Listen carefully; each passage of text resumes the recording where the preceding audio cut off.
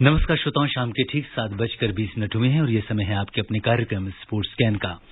आज के sports scan के इस एडिशन के साथ मैं हूं आपका होस्ट और दोस्त सिद्धार्थ सिंह। तमाम खेल खबरों पर विस्तार से चर्चा करने के लिए हमारे साथ फोन लाइन पर मौजूद हैं वरिष्ठ खेल पत्रकार रूपा रमणी। रूपा, स्पोर्ट्स स्कैन कार्यक्रम में आपका स्वागत है।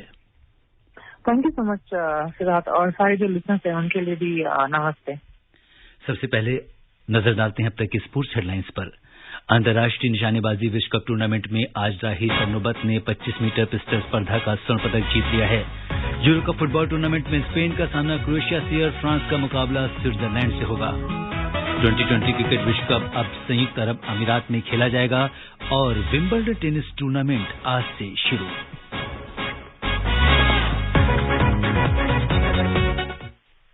सबसे पहले बात करते हैं निशानेबाजी की, जहां से एक अच्छी खबर ये आ रही है कि क्रोएशिया में अंतर्राष्ट्रीय निशानेबाजी विश्व कप टूर्नामेंट में आज राही सरनोबत ने 25 मीटर पिस्टल स्पर्धा का स्वर्ण पदक जीत लिया है। उनके आज के इस प्रदर्शन पर आइए सुनते हैं हमारे सहयोगी अतहर सईद की ये रिपोर्ट। राही सरनोबत ने आज क्रोएशिया के ओसीजैक में अंतर्राष्ट्रीय निशानेबाजी विश्व कप में 25 मीटर पिस्टल स्पर्धा का स्वर्ण पदक अपने नाम किया। राही ने फाइनल में 39 अंक बनाए और वो विश्व रिकॉर्ड की बराबरी करने से सिर्फ 1 अंक दूर हैं। वो रजत पदक विजेता से भी 8 अंक आगे थे। इस टूर्नामेंट में ये भारत का पहला स्वर्ण पदक है। भारत ने अब तक 1 स्वर्ण, 1 रजत और 2 कांस्य पदक जीते हैं। मनु भाकर फाइनल में 25 में से सिर्फ 11 का स्कोर बनाकर तालिका में 7वें स्थान पर रही। मनु भाकर पहले ही 10 मीटर एयर पिस्टल मिश्रित टीम स्पर्धा में रजत पदक और महिला एयर पिस्टल टीम के साथ कांस्य पदक जीत चुकी हैं। Athar Saeed, sports scan.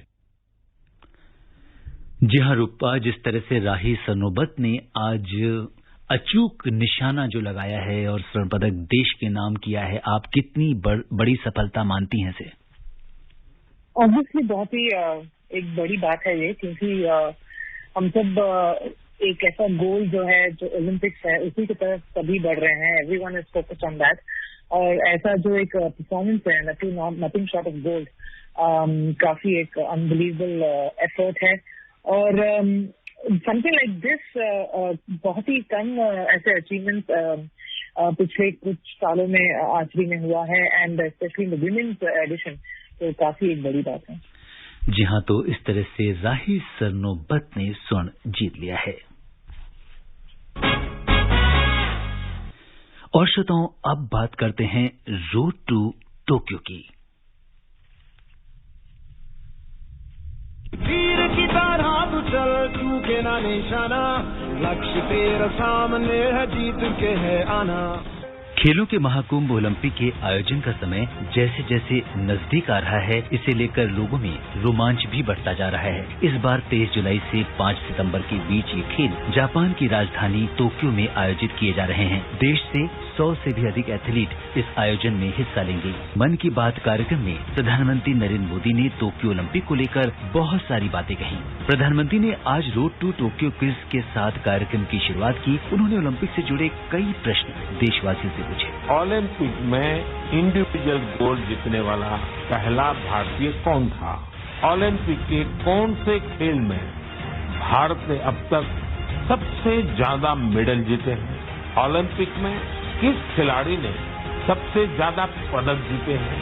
साथियों, आप मुझे जवाब भेजे न भेजे, पर माय गॉव में ओलंपिक्स पर जो क्विज है उसमें प्रश्नों के उत्तर देंगे तो कई सारे इनाम जीतेंगे। ऐसे बहुत सारे प्रश्न माय गॉव के रोड टू टोक्यो क्विज में। आप रोड टू टोक्यो क्विज में भाग लें। भारत ने पहले कैसा परफॉर्म किया है, हमारी टोक्यो ओलंपिक्स के लिए अब क्या तैयारी है, ये सब खुद जाने और दूसरों को भी बताएं।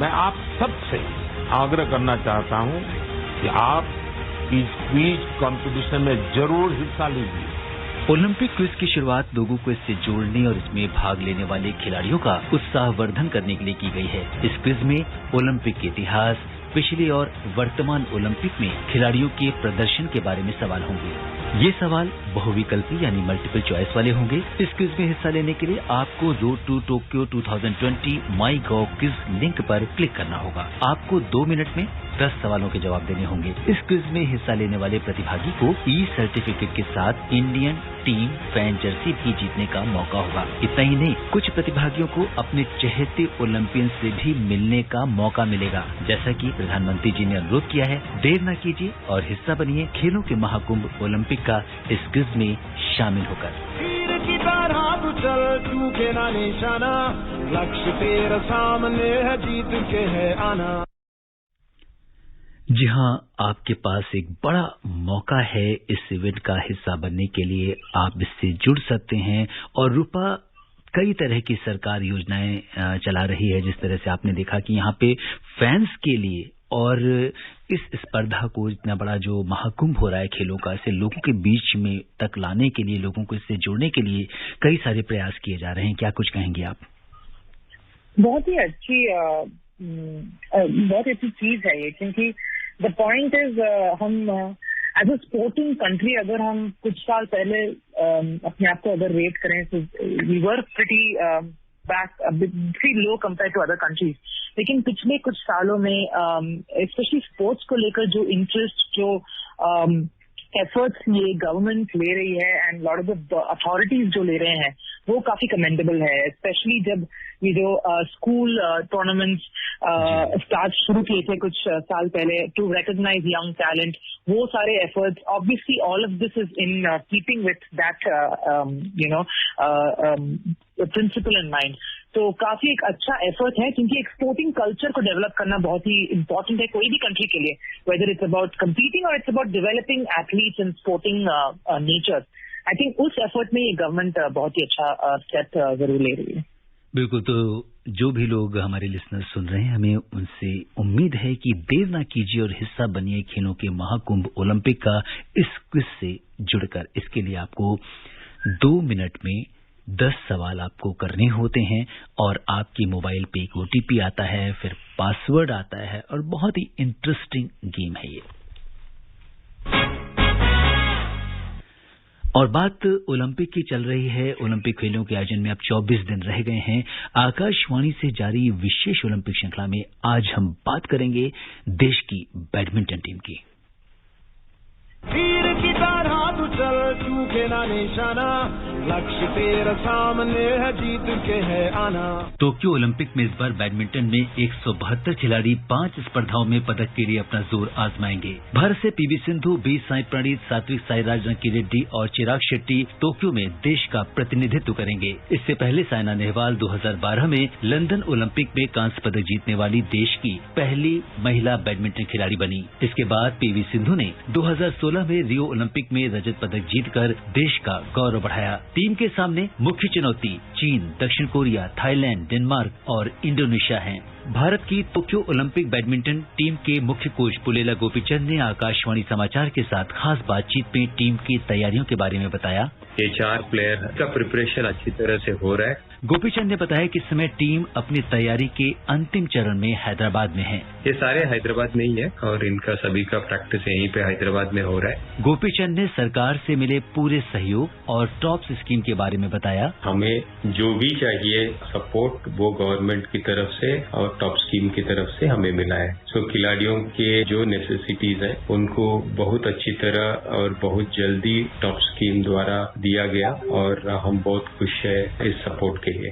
गोपीचंद ने पदक की संभावनाओं पर कहा, उम्मीद है कि इस बार 1 से ज्यादा मेडल आए और बेहतर रंग आए। तो उम्मीद है कि इस बार खिलाड़ियों का प्रदर्शन पिछली बार से अच्छा रहेगा। गोपीचंद ने टेनिस स्टार पीवी सिंधु की संभावनाओं पर कहा, जिस तरह से सिंधु ने पिछले बड़े टूर्नामेंट्स में खेला है उससे उम्मीद ये बनता है कि वो जरूर इस बड़े मुकाम पे भी अच्छा प्रदर्शन कर सके। गोपीचंद ने प्रधानमंत्री नरेंद्र मोदी द्वारा मन की बात कार्यक्रम के माध्यम से साथ ही व्यक्तिगत तौर पर देश के खिलाड़ियों के उत्साहवर्धन पर कहा, बहुत बढ़िया मोटिवेशन मानता हूँ, क्योंकि 2015 में 2016 में करीब 8 मन की बात कंटिन्यूअसली प्रधानमंत्री ने खेल के बारे में बात किया था। सो उसी वजह से जो खिलाड़ियों को भी प्रोत्साहन हुआ है और खेल के जो एडमिनिस्ट्रेटर है वो भी अपना जॉब सीरियसली लिए हैं। तो मैं बहुत आभारी हूँ हमारे प्रधानमंत्री का कि उन्होंने खेल के प्रति इतना इम्पोर्टेंस दिया, स्पेशली कोविड के टाइम पे भी। उन्होंने मेरे ख्याल से ये एडमिनिस्ट्रेशन के साथ चौथा मीटिंग है उनका खिलाड़ियों के मनोबल के लिए और खिलाड़ियों के प्रिपरेशन देखने के लिए। So I think it's a very positive thing और बहुत खुश हूँ कि हमारे जैसे प्रधानमंत्री के स्तर पे ये सपोर्ट मिली और ये खेलों की बढ़ोतरी के लिए और खिलाड़ियों की मेंटालिटी के लिए, जो मेंटल स्ट्रेंथ है उसके लिए बहुत काम आएगा। गोपी चंद ने आकाशवाणी के श्रोताओं से कहा, आई थिंक इस मुश्किल समय में सभी लोग सेफ रहें और दुआ करें, प्रे करें कि हमें ओलंपिक में अच्छी परफॉर्मेंसेस मिले। पूरे देश की शुभकामनाएं बैडमिंटन टीम के साथ हैं और उम्मीद है कि टोक्यो ओलंपिक में सर्वश्रेष्ठ प्रदर्शन कर वो पदक जीतने के इतिहास को एक बार फिर दोहराएगी। तू ठान ले अब जीत को अंजाम दे।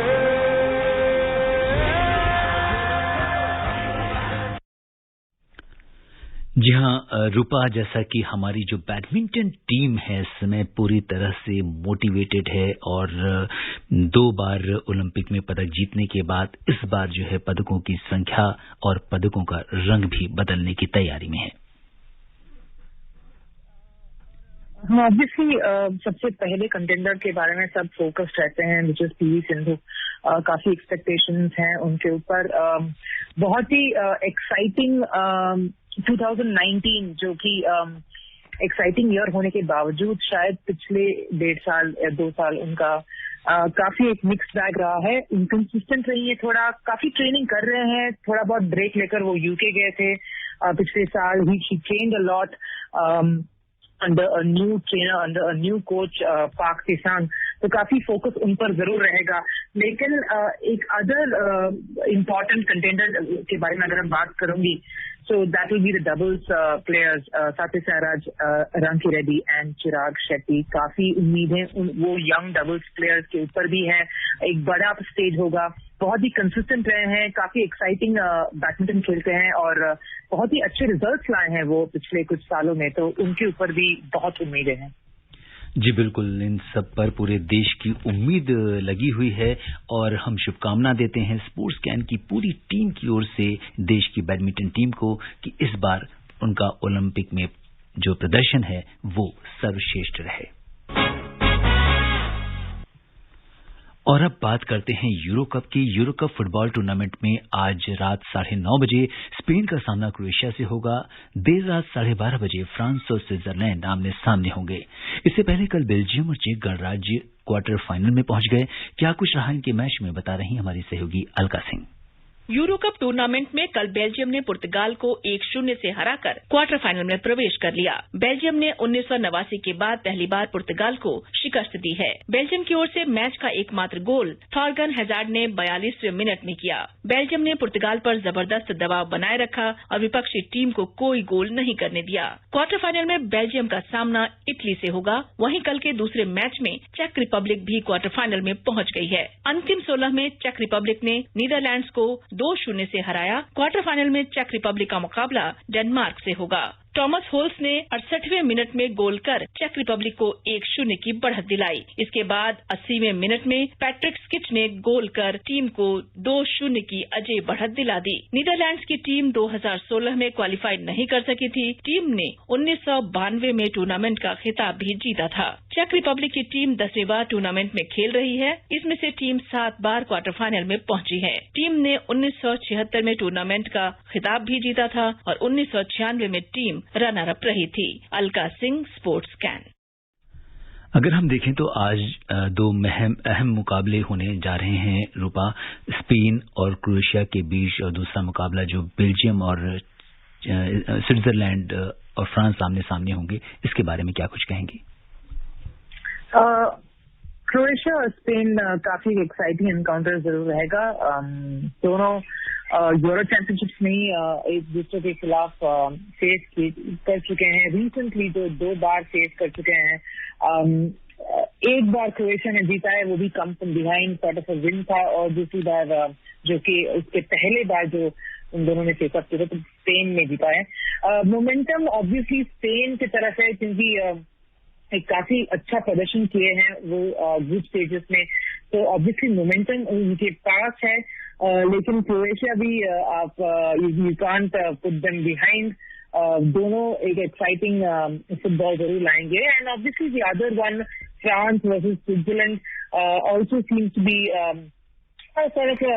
Good battle. लेकिन सारा इंडिकेशन तो यही दिखाएगा कि फ्रांस थोड़ा बहुत शायद ये एनकाउंटर में थोड़ा एक एज आगे लेकर बढ़ाएगा। बिल्कुल, तो आज के दोनों मुकाबलों पर हमारी नजर बनी रहेगी। बात करते हैं टेनिस की। विंबलडन टेनिस टूर्नामेंट आज से शुरू हो गया है। ये टूर्नामेंट 11 जुलाई तक खेला जाएगा। पिछली बार 2020 में इस टूर्नामेंट को कोरोना की वजह से रद्द कर दिया गया था। 2 साल बाद इस टूर्नामेंट की वापसी हो रही है। वहीं 20 बार के grand slam champion Roger Federer भी इस टूर्नामेंट पर पूरी तरह फोकस कर रहे हैं। उन्होंने विंबलडन खेलने के लिए फ्रेंच ओपन के तीसरे राउंड के बाद नाम वापस ले लिया था। दुनिया के नंबर 1 टेनिस प्लेयर सर्बिया के नोवाक जोकोविच डिफेंडिंग चैंपियन इस साल ऑस्ट्रेलियन ओपन और फ्रेंच ओपन भी जीत चुके हैं। वहीं अगर हम महिलाओं की बात करें तो सिमोना हालेप डिफेंडिंग चैंपियन है, पर चोट की वजह से वे इस बार टूर्नामेंट नहीं खेलेंगी। इस बार कई दिग्गज खिलाड़ियों ने निजी कारणों से विंबलडन नहीं खेलने का फैसला लिया है। इसमें Rafael Nadal, Halep, Naomi Osaka, Dominic Thiem, Milos Raonic और डेविड गॉफिन जैसे खिलाड़ी शामिल हैं। तो अगर हम देखें तो इस जो सबसे बड़े टूर्नामेंट की शुरुआत हो रही है, क्या कुछ कहेंगी? It is an exciting grand slam. पिछला जो ग्रैंड स्लैम हुआ था that was also very very closely fought. बहुत ही अच्छे एनकाउंटर्स थे। ऑल्सो बिकॉज काफी जो टॉप खिलाड़ी थे, टॉप ऑफ द गेम जो थे, they all participated at the French Open. लेकिन that's not the case here Wimbledon. बहुत सारे जाने माने खिलाड़ी नहीं खेल रहे हैं। ऑब्वियसली बहुत वजह है इसके लिए। One is of course the lack of form, the fact that हम एक पैंडेमिक एरा में हैं, तो काफी सेटबैक उस वजह से भी है। लेकिन बहुत सारे लोगों का नजर रोजर फेडरर पर जरूर होगा, क्योंकि after a very very not so happy outing eight the French open, जो 40 साल के जो लेजेंडरी खिलाड़ी हैं वो कैसे खेलेंगे अपने फेवरेट ग्रैंड स्लैम में, सबकी नजर उन पर जरूर टिकी होंगी। बात करते हैं क्रिकेट की। भारतीय क्रिकेट कंट्रोल बोर्ड बीसीसीआई ने घोषणा की है कि 2020 विश्व कप संयुक्त अरब अमीरात में खेला जाएगा। टूर्नामेंट यूएई में कराए जाने की स्थिति में भी इसकी मेजबानी भारत ही करेगा। विश्व कप मैचों की तारीख आईसीसी को तय करनी है। संभावना है कि इस टूर्नामेंट का आयोजन 17 अक्टूबर से 14 नवंबर के बीच हो सकता है। बीसीसीआई के उपाध्यक्ष राजीव शुक्ला ने बताया कि कोरोना महामारी को देखते हुए विश्व कप की मेजबानी करना भारत में संभव नहीं है। माना जा रहा है कि 15 अक्टूबर को आईपीएल का फाइनल खेला जाएगा और इसके कुछ दिनों के बाद वर्ल्ड कप की शुरुआत होनी है। तो अब फिलहाल जो ऑफिशियल वर्जन है बीसीसीआई का वो आ चुका है और अब ये टूर्नामेंट संयुक्त अरब अमीरात में खेला जाएगा। रूपा? यस, बहुत ही एक्सपेक्टेड लाइन्स से जुड़ी हुई है ये खबर। हमें काफी दिनों से यही सुनने को आ रहा था और यही इंडिकेशन भी मिल रहा था। सारे हमारे जो फ्रेंड्स हैं इन द बीसीसीआई हो या फिर क्रिकेटर्स हो, एसोसिएशन हो, सभी यही बोल रहे थे कि it was going to be very difficult to hold the world T20। एक इतना बड़ा प्लेटफॉर्म, इतने बड़े सारे team, 16 team, it was going to be very difficult. जो सिचुएशन हम सब गुजर रहे हैं जिससे द पैंडेमिक सुधारता है, it's going to be very difficult to host such a mega event in India, especially after what happened in the IPL। और जिस तरह से रुकावट आई थी और वो भी अभी शिफ्ट हो गई है यूएई में। ऑब्वियसली जो बातें की थी मैंने बोर्ड के साथ, उनका बिलीव ये है कि बहुत ही आसान होगा, क्योंकि सारे जो बायोसिक्योर बबल एनवायरनमेंट जो क्रिएट होगा आईपीएल के लिए, इसी हिसाब से कंटिन्यू करेंगे वो वर्ल्ड T20 के लिए। तो everything should go according to plan. जी, और चलते चलते श्रोताओं आपको बता दें कि श्रीलंका दौरे के लिए भारत की 20 सदस्यीय क्रिकेट टीम आज कोलंबो पहुंच गई है। भारतीय टीम को श्रीलंका में 3 एकदिवसीय और 3 2020 मैचों की श्रृंखला खेलनी है। इस टीम में उन खिलाड़ियों को भी मौका मिला है जो इंग्लैंड सीरीज के लिए नहीं गए हैं। और श्रोताओं समय अनुमति नहीं दे रहा कि हम कुछ और खेल खबरों पर चर्चा करें। रूपा, तमाम खेल खबरों पर विशेषज्ञ राय साझा करने के लिए आपका धन्यवाद। Thank you so much. श्रोताओं, स्पोर्ट्स कैन में आज के लिए बस इतना ही। अगर आप इस कार्यक्रम को दोबारा सुनना चाहते हैं तो लॉग ऑन कर सकते हैं हमारी वेबसाइट newzoneair.com पर। कल शाम 7:20 पर दोबारा मुलाकात के वादे के साथ इजाजत दीजिए अपने होस्ट सिद्धार्थ सिंह को। तब तक के लिए नमस्कार।